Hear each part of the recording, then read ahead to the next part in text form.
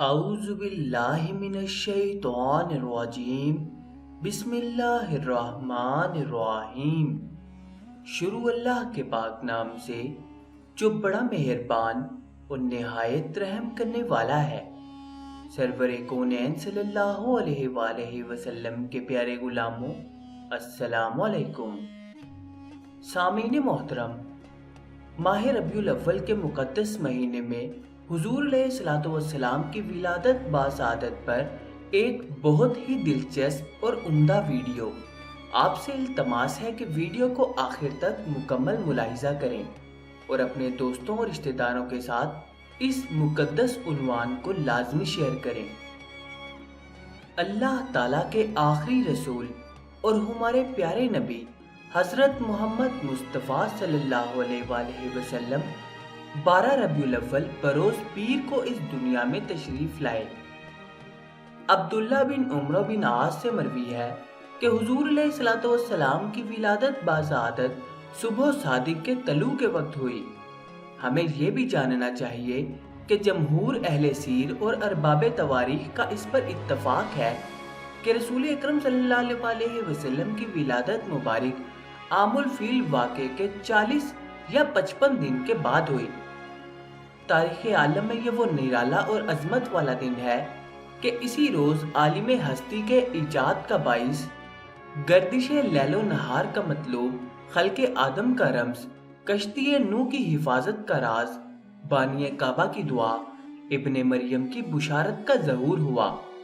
کائنات وجود کے الجھے ہوئے گیسوؤں کو سنوارنے والا، تمام جہان کے بگڑے نظاموں کو سدھارنے والا، یعنی وہ نبیوں میں رحمت لقب پانے والا، مرادیں غریبوں کی بر لانے والا، مصیبت میں غیروں کے کام آنے والا، وہ اپنے پرائے کا غم کھانے والا، فقیروں کا ماوا، ضعیفوں کا ملجا، یتیموں کا والی، غلاموں کا مولا، سند الاصفیاء، اشرف الانبیاء، احمد مجتبی، محمد مصطفیٰ صلی اللہ علیہ وسلم عالم وجود میں رونق افروز ہوئے اور پاکیزہ بدن، نافع بریدہ، ختنہ کیے ہوئے، خوشبو میں بسے ہوئے، بحالت سجدہ مکہ مکرمہ کی مقدس سرزمین میں اپنے والد ماجد کے مکان کے اندر پیدا ہوئے۔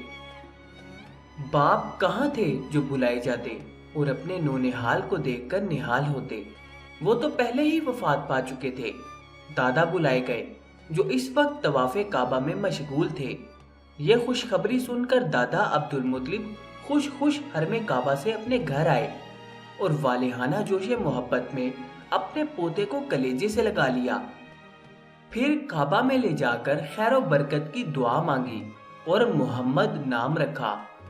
آپ کے چچا ابو لہب کی لونڈی سویبہ خوشی میں دوڑتی ہوئی گئی اور ابو لہب کو بھتیجا پیدا ہونے کی خوشخبری دی، تو اس نے خوشی میں شہادت کی انگلی کے اشارے سے سویبہ کو آزاد کر دیا، جس کا ثمرہ ابو لہب کو یہ ملا کہ اس کی موت کے بعد اس کے گھر والوں نے اس کو خواب میں دیکھا اور حال پوچھا، تو اس نے اپنی انگلی اٹھا کر یہ کہا کہ تم لوگوں سے جدا ہونے کے بعد مجھے کچھ کھانے پینے کو نہیں ملا بجز اس کے کہ سویبہ کو آزاد کرنے کے سبب سے اس انگلی کے ذریعے کچھ پانی پلا دیا جاتا ہوں۔ اس موقع پر حضرت شیخ عبدالحق محدث دہلوی رحمۃ اللہ نے ایک بہت ہی فکر انگیز اور بصیرت افروز بات تحریر فرمائی ہے جو اہل محبت کے لیے نہایت ہی لذت بخش ہے۔ وہ لکھتے ہیں کہ اس جگہ میلاد کرنے والوں کے لیے ایک سند ہے کہ یہ آن حضرت صلی اللہ علیہ وسلم کی شب ولادت میں خوشی مناتے ہیں اور اپنا مال خرچ کرتے ہیں۔ مطلب یہ ہے کہ جب ابو لہب کو، جو کافر تھا اور اس کی مذمت میں قرآن نازل ہوا، آن حضرت صلی اللہ علیہ وسلم کی ولادت پر خوشی منانے اور باندی کا دودھ خرچ کرنے پر جزا دی گئی، تو اس مسلمان کا کیا ہوگا؟ آن حضرت صلی اللہ علیہ وسلم کی محبت میں سرشار ہو کر خوشی مناتا ہے اور اپنا مال خرچ کرتا ہے۔ یہی وہ مبارک دن تھا کہ جب ایوان کسرا میں زلزلہ آیا اور اس کے محل کے 14 کنگرے کر گئے۔ فارس کا آتش کدا جو 1000 سال سے روشن تھا وہ بجھ گیا اور دریائے ساوا خشک ہو گیا۔ اس واقعے سے کسرا بہت پریشان تھا اس نے اپنے سارے وزراء اور ارکان دولت کو دربار میں منعقد کیا۔ موبزان نے کھڑے ہو کر کہا کہ اس رات میں نے ایک عجیب و غریب خواب دیکھا ہے کہ سخت اونٹ عربی گھوڑوں کو کھینچے لے جا رہے ہیں اور دریائے دجلہ سے پار ہو کر تمام ممالک میں پھیل گئے۔ کسرا نے موبزان سے پوچھا کہ اس خواب کی تعبیر کیا ہے؟ موبزان نے کہا کہ شاید عرب کی طرف سے کوئی عظیم الشان حادثہ پیش آئے گا۔ کسرا نے اپنے اطمینان کے لیے نعمان بن منظر کے نام ایک فرمان جاری کیا کہ اپنے کسی بڑے عالم کو میرے پاس بھیجو تاکہ وہ میرے چند سوالات کے جوابات دے سکے۔ نعمان بن منظر نے ایک جہاں دیدہ عالم عبد المسیح غسانی کو روانہ کیا۔ عبد المسیح جب کسرا کے دربار میں حاضر ہوا تو بادشاہ نے کہا کہ میں جس چیز کے بارے میں تم سے معلوم کرنا چاہتا ہوں کیا تم کو اس کا علم ہے؟ بادشاہ کے جواب میں عبد المسیح نے کہا کہ اگر مجھے معلوم ہوا تو آپ کو ضرور مطلع کر دوں گا، ورنہ کسی جاننے والے کی طرف آپ کی رہنمائی کر دوں گا۔ بادشاہ نے تمام واقعہ بیان کیا۔ عبد المسیح نے کہا کہ غالباً اس کی تحقیق میرے ماموں سطیح سے ہو سکے گی جو آج کل شام میں رہائش پذیر ہیں۔ عبد المسیح کے جواب میں بادشاہ نے اس سے کہا کہ تم خود اپنے ماموں سے اس واقعے کی تحقیق کر کے آؤ۔ عبد المسیح جب اپنے ماموں سطیح کے پاس پہنچا تو وہ اس وقت نزع کی حالت میں تھا مگر ہوش ابھی باقی تھے۔ عبد المسیح نے جا کر اپنے ماموں کو سلام کیا اور کچھ اشعار پڑھے۔ جب سطیح نے عبد المسیح کو اشعار پڑھتے سنا تو اس کی طرف متوجہ ہوا اور یہ کہا کہ عبد المسیح تیز اونٹ پر سوار ہو کر سطیح کے پاس پہنچا۔ جب وہ مرنے کے قریب ہے تجھ کو بنی ساسان کے بادشاہ نے محل کے زلزلے، آتش کدا کے بجھ جانے اور موبزان کے خواب کی وجہ سے بھیجا ہے کہ سخت اور قوی اونٹ عربی گھوڑوں کو کھینچے لیے جا رہے ہیں اور دجلہ سے پار ہو کر تمام بلاد میں پھیل گئے ہیں۔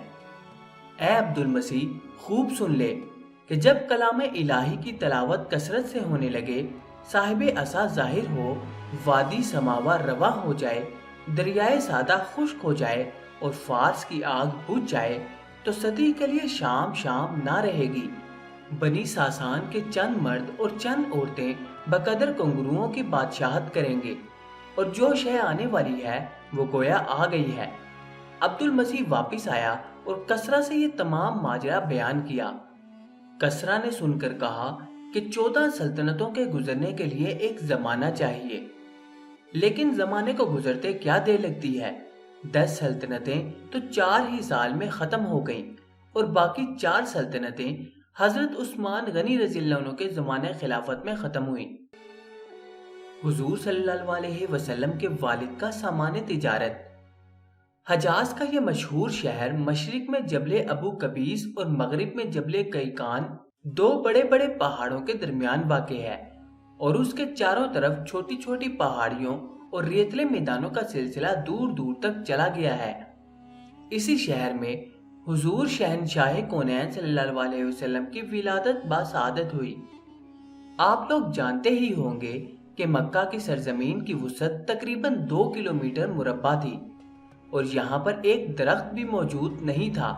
اسی وجہ سے وہاں کے رہنے والے لوگوں کا ذریعہ معاش صرف 2 تھے، ان میں سے ایک پرورش بہائم بالخصوص پرورش شتراں اور دوسرا تجارت۔ آپ صلی اللہ علیہ وسلم کے آباء و اجداد کا شروع ہی سے تجارت کا پیشہ تھا۔ سردار عبد المطلب رضی اللہ عنہ کو اپنے بیٹے عبداللہ کی شادی کی فکر دامنے گیر ہوئی تو انہوں نے قبیلہ بنی زہرہ جو اپنی شرافت نسبی میں ممتاز تھا، اس میں سے وہب بن عبد مناف کی صاحبزادی سے جن کا نام حضرت آمنہ رضی اللہ تعالیٰ عنہ تھا اور چچا وہیب بن عبد مناف کی زیر تربیت تھیں، ان سے حضرت عبداللہ رضی اللہ عنہ کے نکاح کا پیام دیا اور خود وہیب حضرت آمنہ رضی اللہ تعالیٰ عنہ کے چچا کی صاحبزادی جن کا نام حالہ تھا، ان سے عبد المطلب رضی اللہ تعالیٰ عنہ نے خود اپنے نکاح کا پیغام دیا۔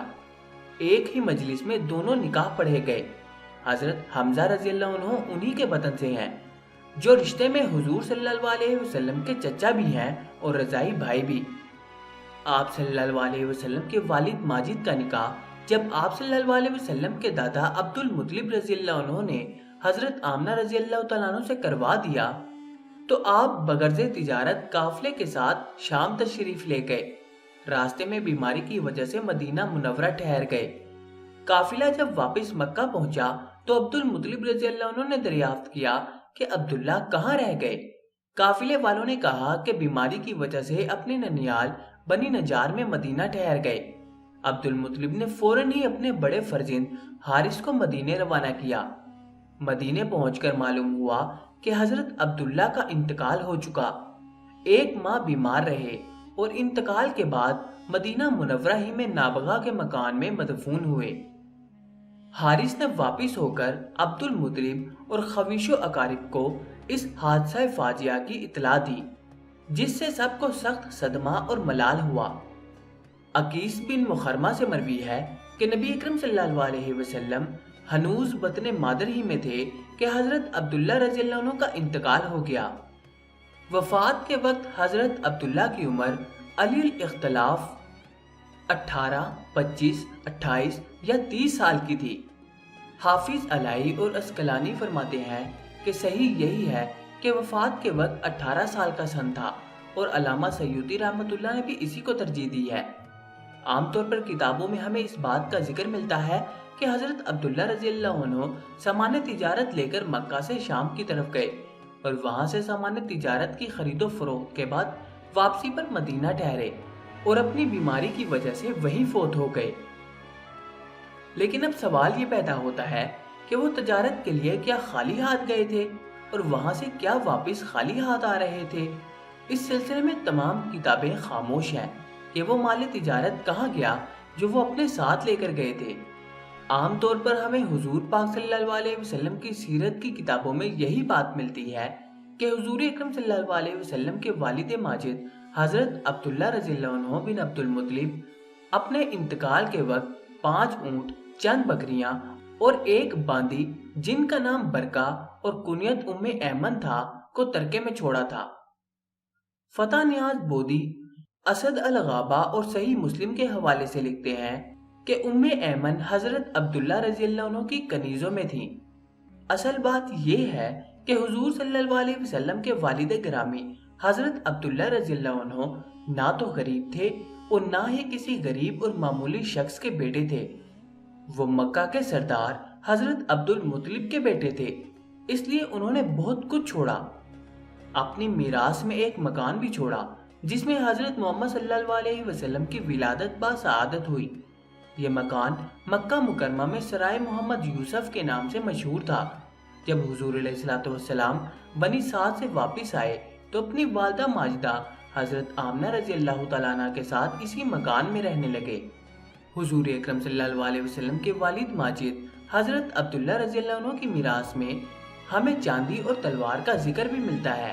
نیز مکان اور دیگر اشیاء کے علاوہ حضرت عبداللہ رضی اللہ عنہ کی خیاطی کی ایک دکان بھی تھی جس میں کپڑا فروخت کیا جاتا تھا، نیز سلا بھی جاتا تھا۔ حضرت عبداللہ رضی اللہ عنہ کے سامان تجارت میں بہت کچھ نقد و جنس یعنی چمڑا اور کھجور بھی آپ نے چھوڑی تھی، جو قریش کے دستور کے مطابق تجارت میں لگایا جاتا اور اسی مناسبت سے منافع تقسیم کیا جاتا۔ اسی بات سے ہمیں معلوم ہوتا ہے کہ حضرت صلی اللہ علیہ وسلم غریب نہ تھے، بلکہ وہ تو ضرورت مندوں کی مدد کرنے والے تھے۔ سامعین محترم، حضور اکرم صلی اللہ علیہ وسلم کے بچپن سے وابستہ مزید معلومات انشاءاللہ تعالی اگلی نئی ویڈیو میں نئی قسط میں بیان کی جائے گی، اس لیے آپ سے التماس ہے کہ چینل کو سبسکرائب کر کے ساتھ موجود گھنٹی کے بٹن کو لازمی دبا دیں۔ اب آپ سے ملاقات ہوگی انشاءاللہ تعالی اس کی اگلی نئی قسط میں، تب تک کے لیے اپنا خیال رکھیں۔ اللہ حافظ۔